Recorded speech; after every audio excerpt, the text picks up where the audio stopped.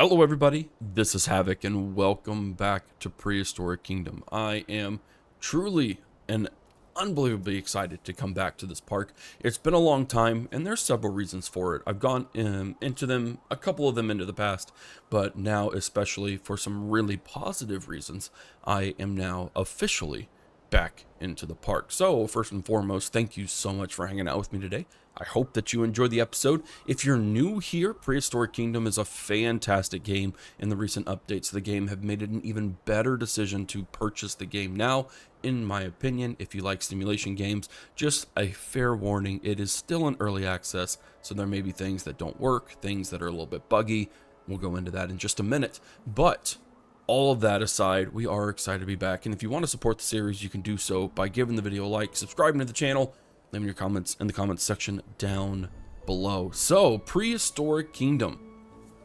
Man alive, it's been a journey, and it's been a journey that has been frustrating at times, but one that gives me still lots and lots of hope. So, we're going to see it's going to get into dawn, which is a little unfortunate because I want to keep this rolling, but I still want to talk to you guys. But nighttime is also the best time to show off some of the changes that have been made positively that I think will help revive this park and bring it into good standing. So one of the things you'll notice if you are not new to the channel and or the series are lights everywhere. So what we're going to do super quick before the sun gets too high. This is our park beauty filter. And I am going to pause it at this point because I think it makes a very important statement. So, the last time that I left the game back in episode 5, we had some park beauty issues, which essentially means that people won't show up to the park or they won't go and interact if that is not solved. If that's not in the positive, the greener it is, the more inclined they are to have donation amounts, guest visitation, etc., etc. So in episode 5, which was a while back, we had some park beauty issues. And I wasn't really sure what was going to help that. We do know that waterfalls are a huge positive, right? But we also know that interactions like my hope and desire for the food farm is grubs and greens, that's right.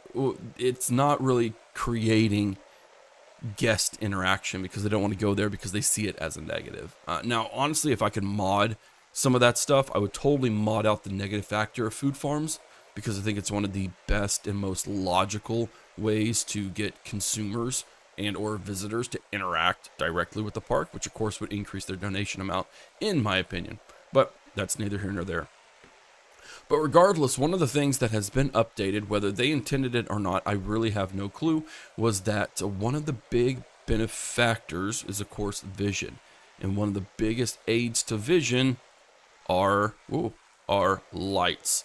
And so I noticed while I was fiddling around that the more accessible I made the exhibits have access via lights, the greener they got. So now what we have here is, of course, we have some generators which cause the negative, and they are relatively self-contained, I think. I think what I've done has kind of mitigated it as much as possible. But the access to all of the things via vision, via the lights, is what is actually causing the biggest positive. So we have that. That's one of the big positives of the game. We do have things like people waiting in line for their food, which is another awesome thing to see. It's great to see employees coming in here and actually interacting and putting food in and doing all of that stuff. Do I still have the bathroom issue? I gotta make another bathroom because when I first loaded this up, there were like 20 or 30 people all waiting for this bathroom. So we gotta definitely stylize some bathrooms like we did back in our first Prehistoric Kingdom park that I think we can do relatively well, in my opinion. But what basically, we have an economy that is strong now, a logistical system that is equally as strong, and the last little bit of hilarious / sort of ironic thing, they wiped out our loans. So I took out the loan. I took out a $5 million loan, if you'll remember in the last episode, and I don't owe anything. So I basically have $3.5 million debt-free dollars, which I'm totally for. I think it's hilarious. Now, the economy has been reworked again. It's been brought down to a more finite scale, I guess, a more realistic scale for like maybe a theme park, not necessarily what realism would be if you were literally upkeeping dinosaurs. So we'll see how that goes. And you can see here that I was doing relatively well while I was fixing things up. We have a pretty big recurring cost factor here that I do wish I could see, but I don't know that I could. I don't know that it's going to give me a breakdown of what recurring costs are. Oh, here we go. So it looks like staff wages, excavations. That's right. We're doing some massive excavations, which I did right before I started recording. Okay, so that makes more sense. So now we'll be a-okay. Net profit of -5 grand. That's going to last us a very, very long time, and hopefully give us plenty of time, therefore, to move along. The other big thing, pricing. I can increase pricing and stuff for shops and entry fees and bathrooms. We're not going to charge for bathrooms. That's still always wild to me when I see parks that do. But long story short, we are a-okay financially, which is another big reason why I had hesitations getting back into the park. I didn't want to dork around with stuff because I was losing so much money that it was causing a lot of anxiety. By the way, this tree has to go. That was an experiment. So the goal for today, basically, with all of that is just to say, hey, I'm back. It's official. The game is in a fantastic place to handle me coming back and for me to handle digging into it without worrying about the failure of the park and without turning it into a pure sandbox mode. I still like the challenge. So for those of you who are brand new to the channel or brand new to the series as a whole, let me give you a quick walkthrough. So we start with our Prehistoric Kingdom entrance. We have a giant rock formation. Oh, we have hey, you. What's wrong with you? We should probably get you fixed. Anyways, so we start with our very basic entrance. This is the entrance that always comes with the park. I really enjoy the entrance, so we'll probably never change this in the future. Just FYI. Obviously, if you are coming over here from Planet Coaster 2, this is very basic compared to the awesomeness that I did for that one, so that's okay. But I like this platform because if anyone were to go up here, no one ever does, but if anyone were to, they could see our Dilophosaurus exhibit, which I think is pretty cool. So anyways, you have a big grandiose entrance with Senior T-Rex just right here, coming out of a waterfall. This was my entrance, actually. This was my intro into the series, and I'm super incredibly proud of it. The ironic thing is that this is being flagged because it's inaccessible to guests. So it has been placed in an area that's inaccessible. They cannot walk on natural terrain. You want to ensure they navigate your structure by placing paths. I think it's hilarious because I don't want them to interact with it. And so I'm getting not necessarily penalized, but there will always be a park issue because I don't have this accessible. I just think it's slightly funny. But yeah, Mr. T-Rex, he kind of gives us our big entrance, big wide things. I'm a big fan of waterfalls in this game especially. And especially because they provide a beauty aesthetic, which is crucial. And so if we were to go to our left over here, we'll see we have a really awesome food farm. In this game, you can quite literally use waste, which is over here, to then create veggies, to create insects, and create the food for the dinosaurs to consume. So for me, as someone who really values guest interaction in any park that I go to, and or just I think it's a fun role-playing way to play this game, I have created Grubs and Greens. And Grubs and Greens is quite literally that. You can go in, you can see everything being made. You can see the giant piles of poop.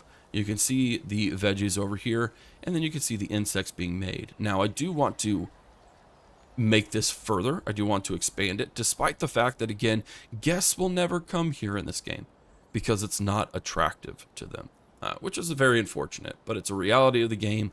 This is purely a role-playing aspect that still allows me to generate my own food while having some fun in that regard. Back here we have our guest facilities, which I'll actually probably flesh out sometime. It's super duper basic. I just needed to get stuff up and running. That's quite literally the only reason the stuff is back here. And of course it's not attractive, so we've hidden it as best that we could. If you were down here, I mean, you may be like, oh, what's that building over there? But outside of that, you're not really going to see what that is. And that's intentional. So we come out of our grubs and greens and we have one of our primary food courts.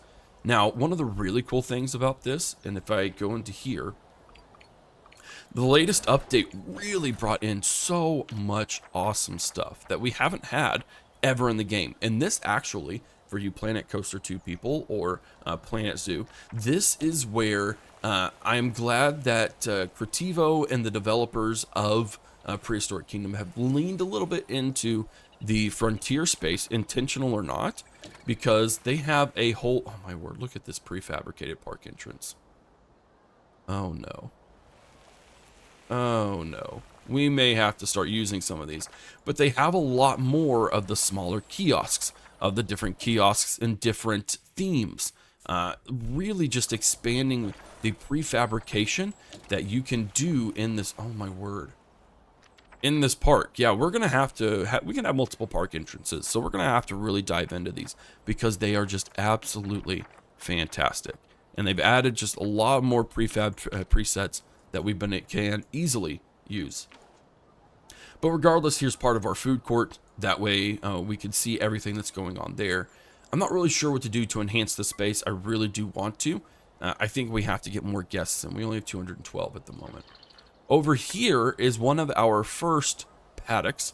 I keep saying exhibits, but the word is paddock. I like the word paddock. And in this paddock, I do believe we have two species. We have the Ankylosaurus, and we have our, our Leanosaura. A Leanosaura. I can't say that word.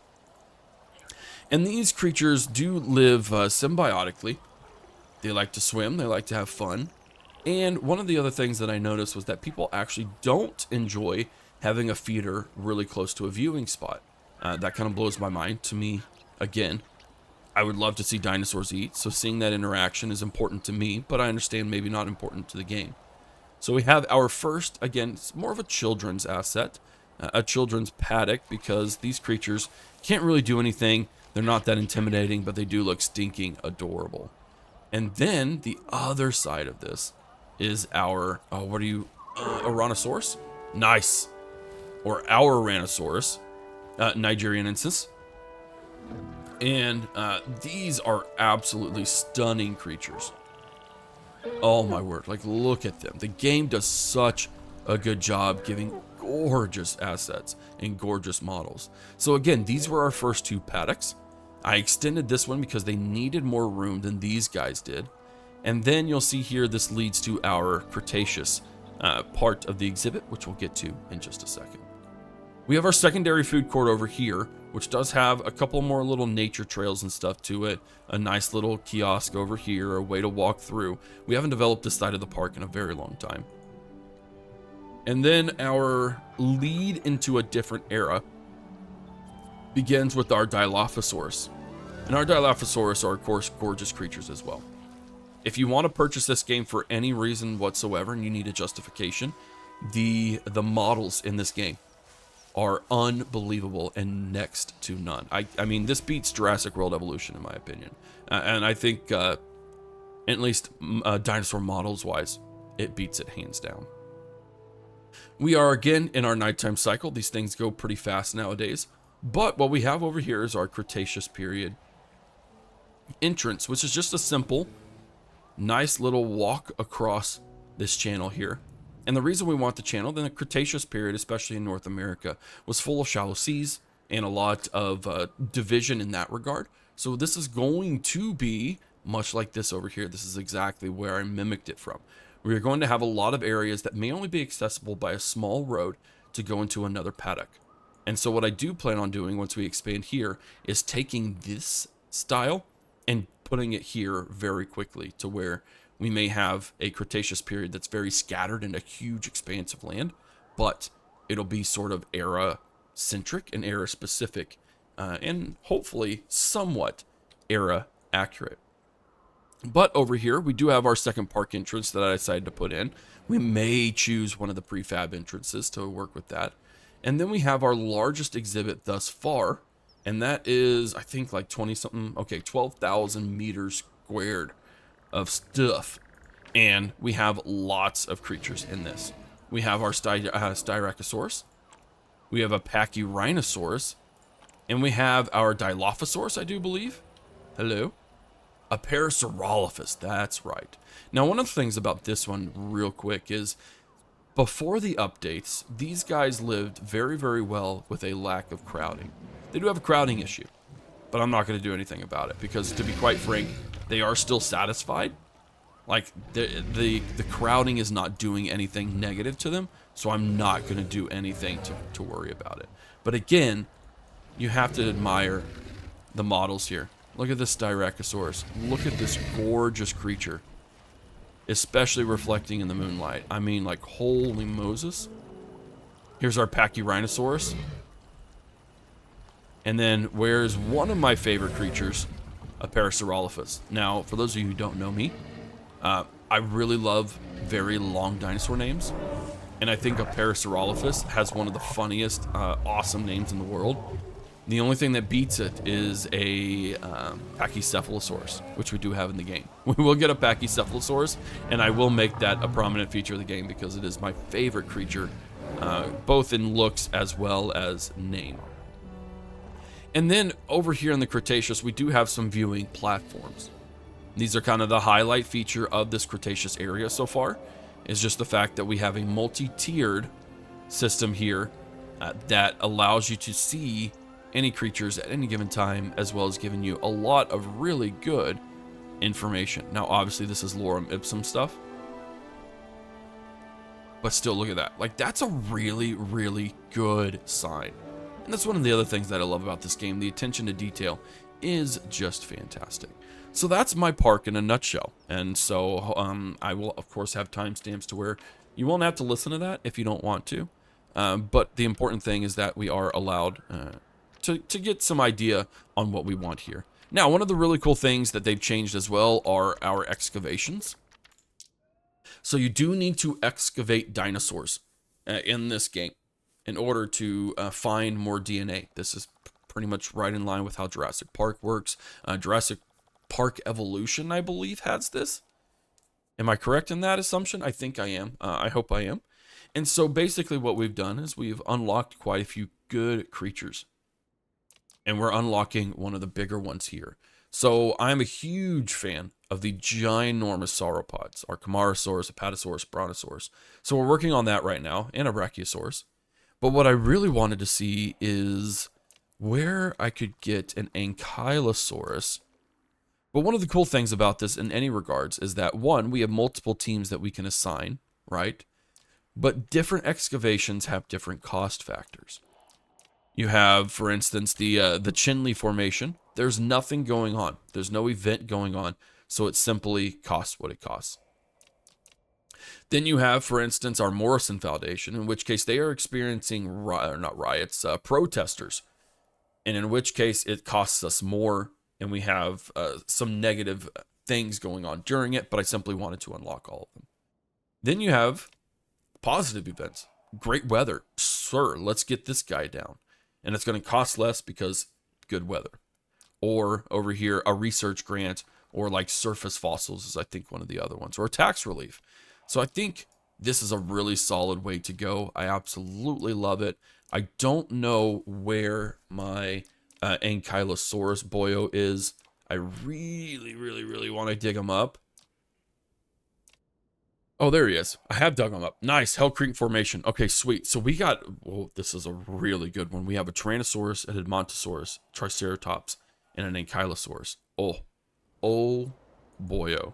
Okay, so what we're going to do today, I think, is work on another paddock over here in the Cretaceous. This is one of our largest areas. And I want to confirm that these guys are in the Cretaceous before I go and say something stupid and make a paddock that isn't in the same one. So we're going to go to the time period.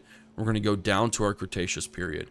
And look at that. We have so many new creatures. And I am crazy excited. We have our Ankylosaurus. We have a Tyrannosaurus, our Edmontosaurus A, which is going to be a Nectans. Wow. Words are very difficult for me. And then we have our Edmontosaurus regalis, which is another gorgeous looking creature. We also have our Motobutosaurus. We have a Triceratops. We actually have two versions, the Horridus, and we have the Prosis, which look at those variants. Oh, I nerd out about this game regularly because, my word, it's just absolutely gorgeous. And then we do have a couple of sauropods. I think actually just one sauropod. I think that's the Camarasaurus, perhaps. So basically what we can do is we can unlock all of these boyos, and then we can have them interact inside of multiple paddocks. Well, I say that. There is a species redundancy, so I couldn't have an Edmontosaurus and Nectins in multiple paddocks. But that's why you go and you explore and get different variants, so that way you can have them in. Now, this is also a great way to see what you need to do. There we go. The Jurassic has our Camarasaurus and our Brontosaurus.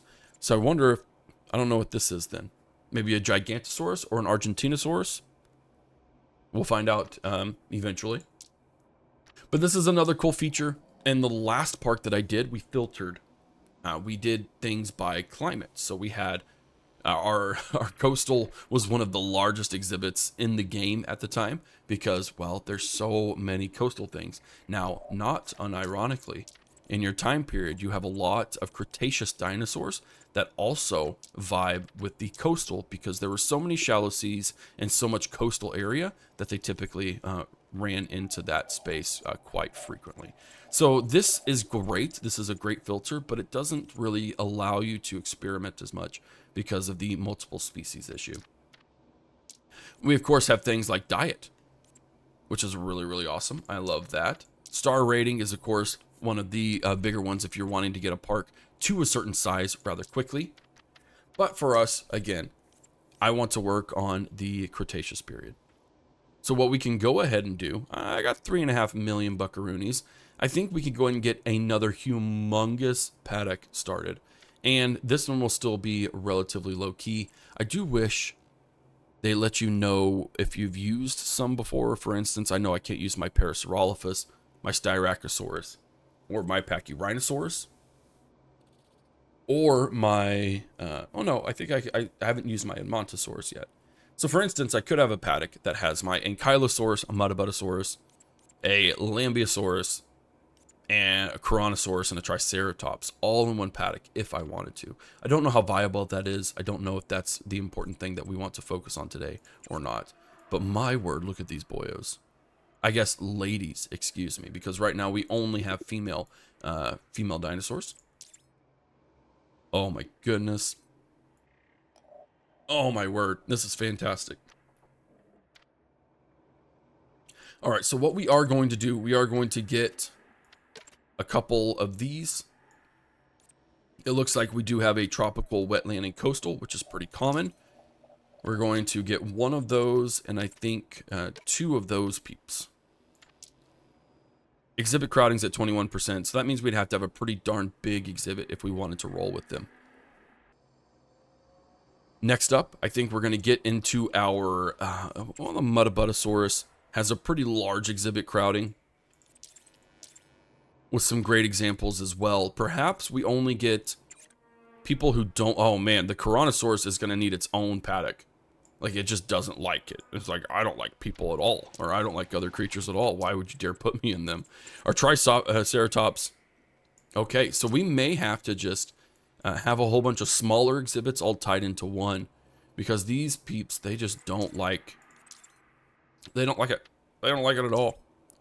I thought we had more creatures that didn't mind the exhibit crowding issue.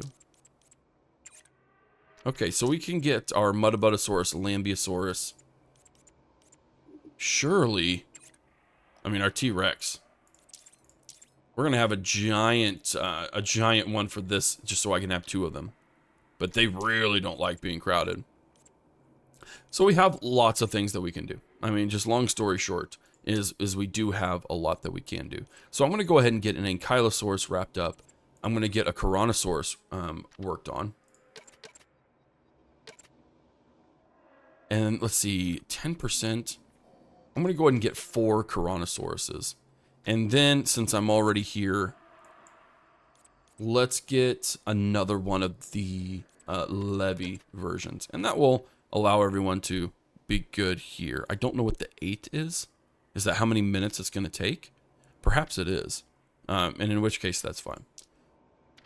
All right, so what we're going to do today and do right now, basically, is, like I said, I want to bring in this style of very shallow seas.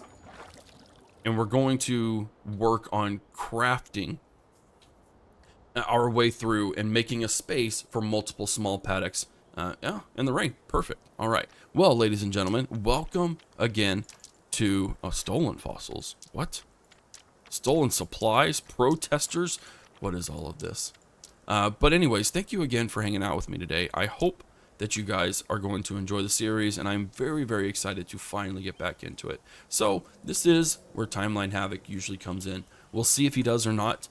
He may be a little bit shy, but let's get it started anyways. Hello everybody, Timeline Havoc here with a very quick little quip because, well, basically it's pretty self-explanatory. I'm going to mimic what we have on the backside of the park. We're going to build large paths and hope that they give us enough room to put some paddocks in and some expansions like buildings, some gift shops, bathrooms, etc., etc. I want to make this almost like an island hopping experience where you're kind of going in between small patches of land that have different dinosaurs, but very thin spots and places where it really does feel like you're kind of surrounded by a low sea.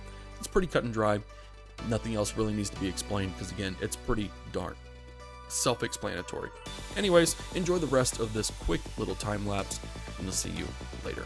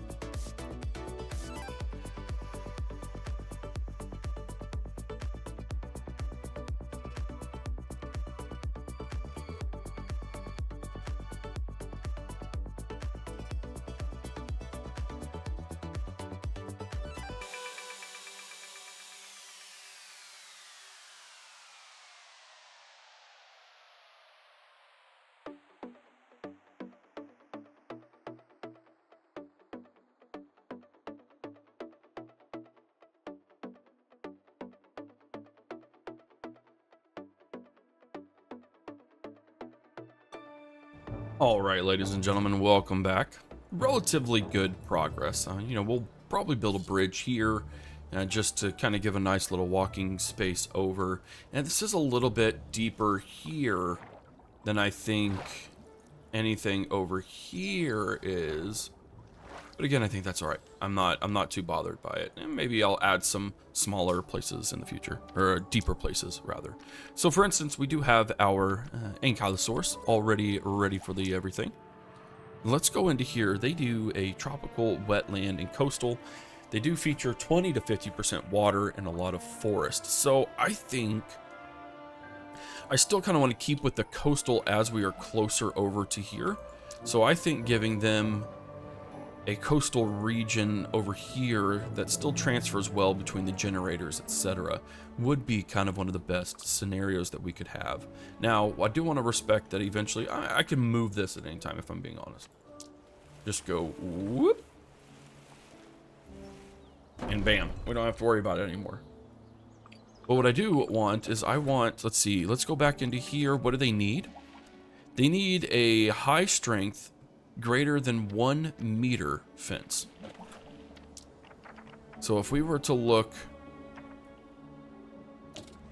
high strength greater than 1 meter, I can't imagine that they're wanting like this.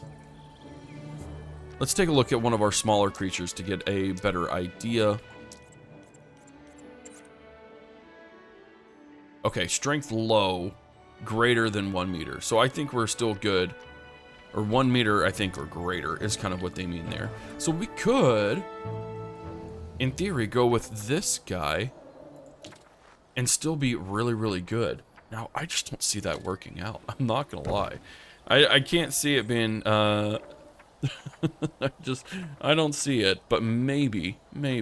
We do have some more, we have some new things over here too. But yeah, I definitely think our tropical stone brick, or actually, we'd have to do a modern concrete stone brick, which isn't, or it's not terrible. I'm not going to complain about it. But we can definitely integrate that. I do want to be careful not to actually add the generator into this. And then we also need to be mindful of our access over here, but we could simply add a couple of viewing ports on the back side of this and some stuff, and I think that would make it look out really, really good. So what we have here, what do they have a bare minimum space that the Ankylosaurus needs? It does not say. Well, that's very, very unfortunate. Doesn't look like I can listen to them either. Here we go. Suggested social groupings. 1 adult male to 1 adult female. Oh, this is fantastic. Oh, snap. Okay. This is what we need. This is actually great. This hasn't been here before. So I need at least 4,300 meters squared to make this work. 4,300. Now, 4,300. This is 86. Hello? This is 42, basically 4,300. So we don't need a size much bigger than this paddock, which means we could probably encompass everything in here for our Ankylosaurus and then rework it as accordingly, which is great. No, I like that a lot. Okay, well, we're going to do this just real quick to make things great.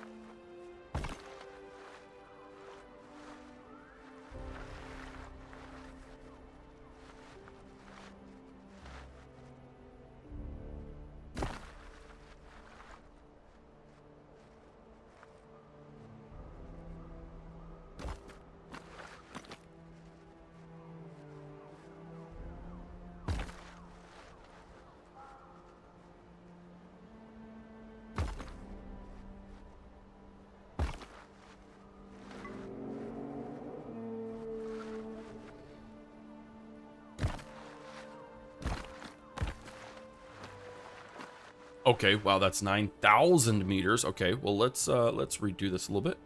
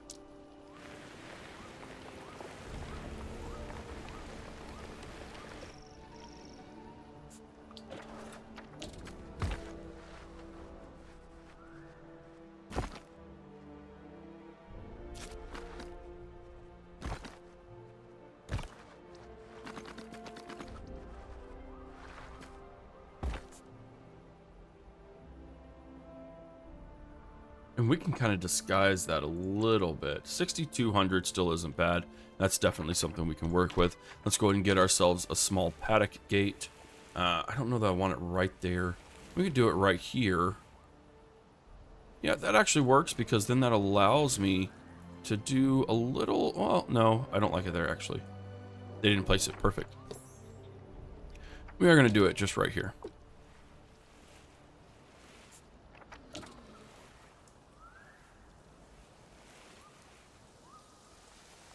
Apparently I can't place a staff gate down.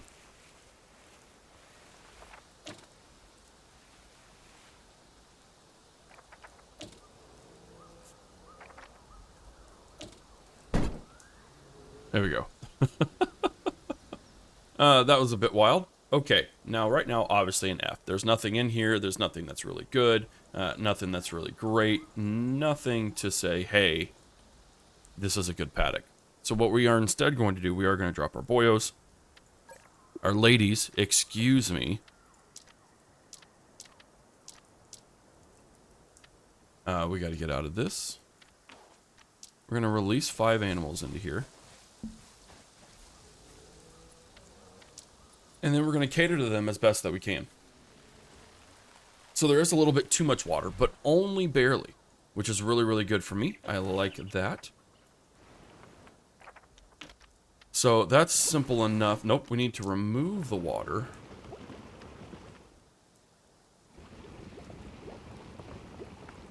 There we go. And then we can smooth this all out. Perfect. Okay, there's multiple biomes in here. We do have some scrubland, so what I need to do is I need to make sure that all of any potential matter is completely removed out of here. And it will let me know when that is.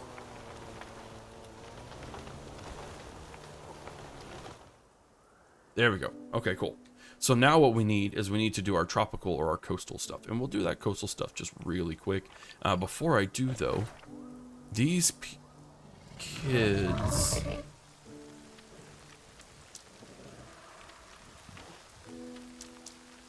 These kids feature... Oh, and I can just place it. Look at this. Look at this game. It's doing great. It's doing great. All right, cool. Well, we have feeders going. Thank you very much. Diets is veggies purely. That's fine. We're going to call a staff. They're going to get able to eat, and they'll be good there. But now what we need to do is we need to get over into our coastal. And I'm wondering if I don't roll with some coastal pines or even a fern forest. I think I'll transition. That's what I'll do. So we do have some coastal... we have a coastal redwoods, right? So we can kind of like use this as a transition piece. And then as we get down, we can sort of get the kind of the smaller pines, which eventually gets down into the fern forest.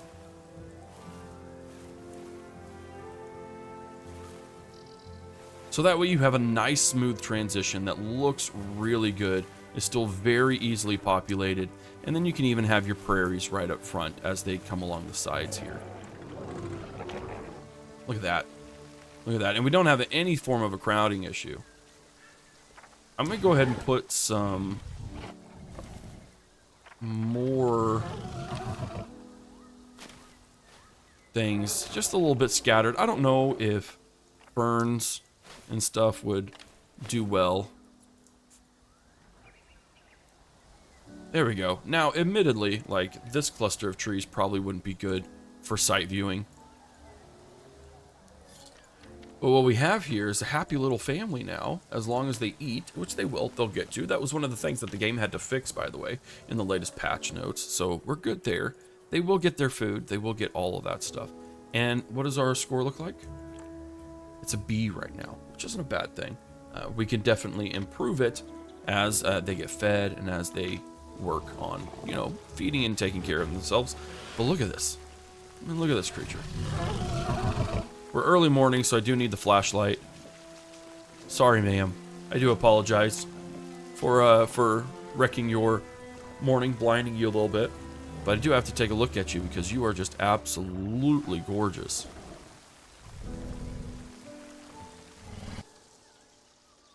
I mean, look at that. Oh, it should give me the major side eye.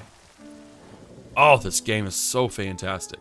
All right, well, we need to do our typical things to get stuff rolling, such as we don't need guest facilities, or we don't need park logistics. We do need guest facilities, so we want them to have full visibility. Realistically, we can view through there. There's some viewage spots here. I can't see them not stepping over this, by the way. But maybe they just won't. Maybe it's just game mechanics.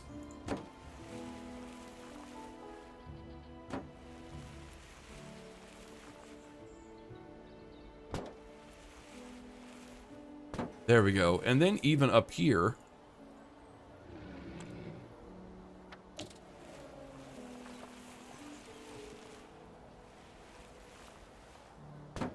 oh yeah.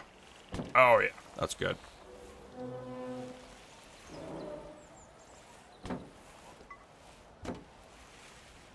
Nice. And then of course we need all the TVs in the world. But what we can do here just real quick is we can add a small pathway that goes in front.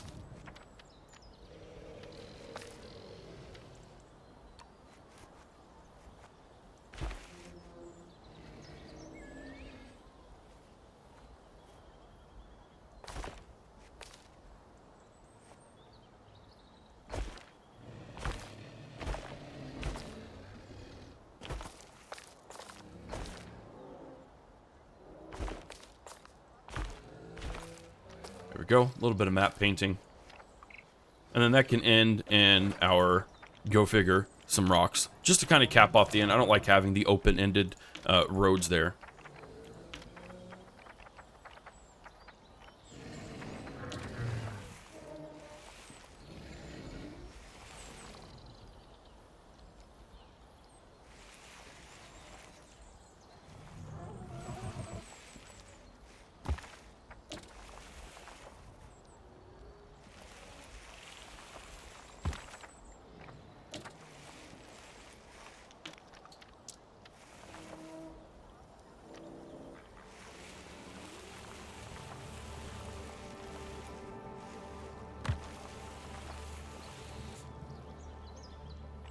Alright, and then also for guest facilities, we have our signage.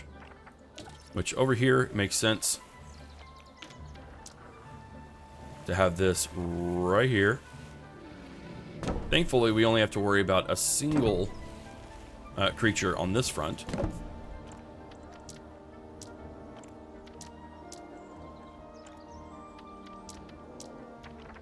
And then we go to our nice little donation box, so people could donate if they wanted to. Support your local Ankylosaurus. Sweet, there's that part. So, an excellent viewing position here. We can get people to come in over here. I'm definitely going to just donation box, it all up.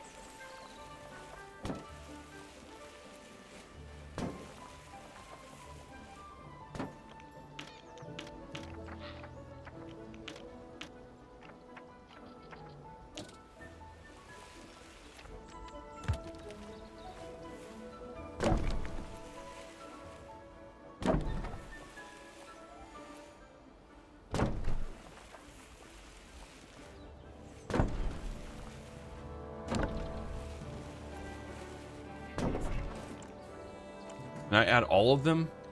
I don't think I can add all of them. So let's just go individually.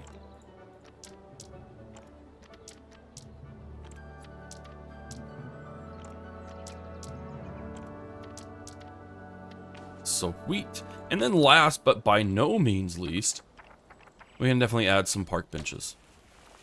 It just allows people to sit and enjoy.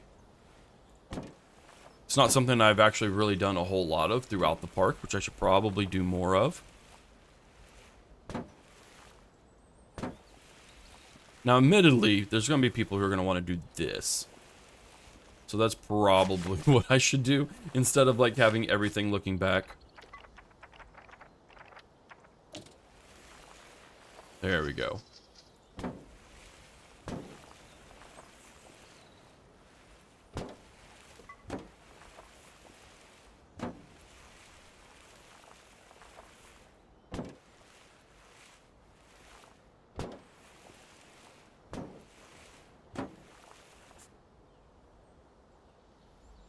right, that looks great. The concrete actually doesn't look too bad, especially now that it's all kind of filled out and filled in. I may put in some rock formations just right here, because that kind of looks a little funky. Maybe not. Nope, nope. But instead, what I am going to do, we're going to go to our special effects.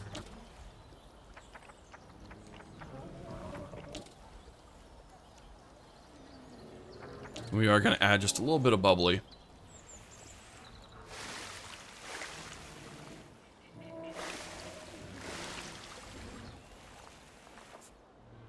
Just to give this a little something, something. And you know what? We could, let's see, we do have that right there. Let's run this. This is something I just thought of. Let's go ahead here. We're going to get our smallest water size. I wish we could go smaller than 10 meters, because that's still a massive amount. Maybe not all the way over, but do to this right here. I know this makes it a little inaccessible, but like, I don't think they really do anything anyways. In terms of repairing, there we go. You've got your access there. They can go squeeze through there. If it's an issue in the future, we'll change it. But then, ladies and gentlemen,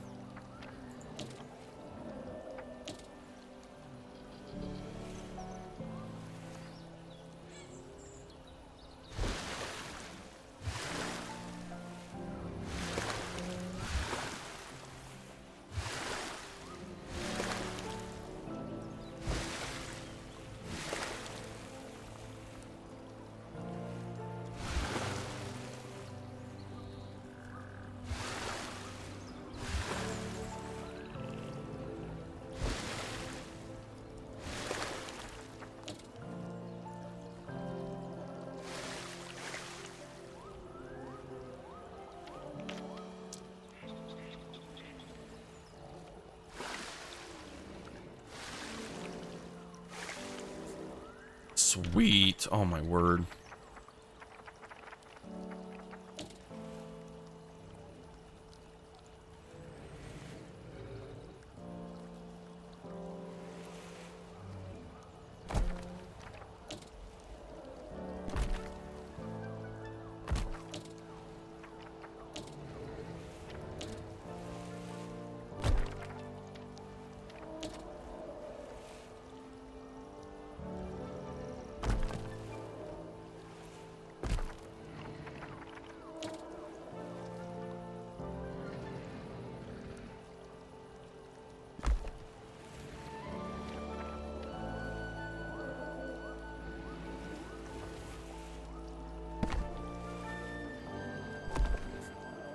And just like that, we have a nice little waterfall area. Very cool. Okay. I'm digging it. I'm digging it. This is great.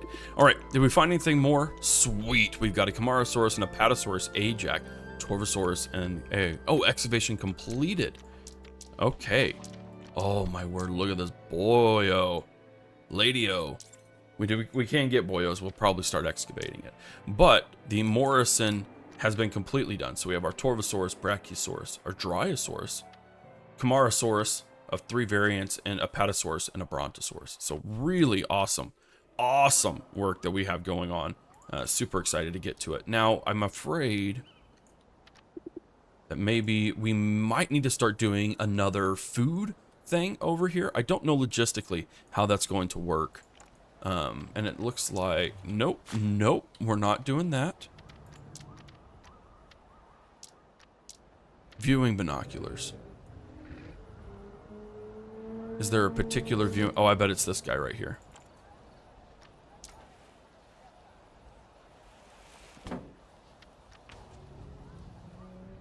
Yep. All right, cool. All of my viewing binoculars are no longer accessible.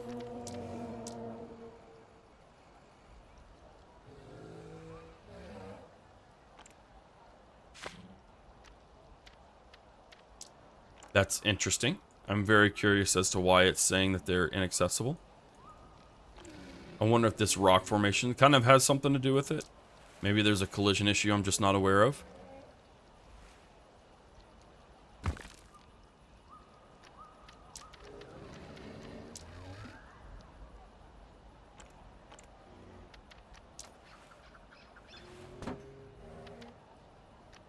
Interesting. Oh, well, no worries there. No worries there.